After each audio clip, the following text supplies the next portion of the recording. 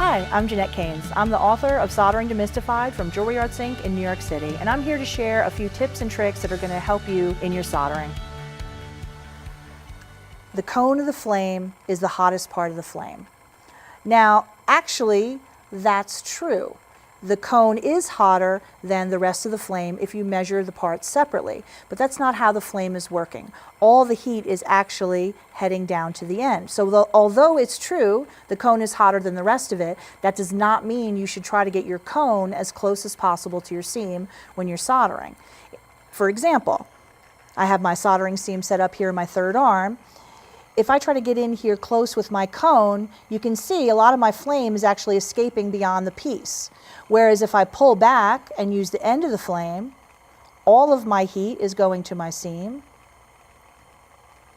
My solder just flowed perfectly, and I can pull away the instant that the solder flows. I don't know if any of you have had this experience before, but if you don't pull away quickly enough, your solder can start to travel to where you don't want it to be. So, don't use the cone to try to solder, use the end of your flame. That's where all your heat is going, and you have the most control to pull away quickly.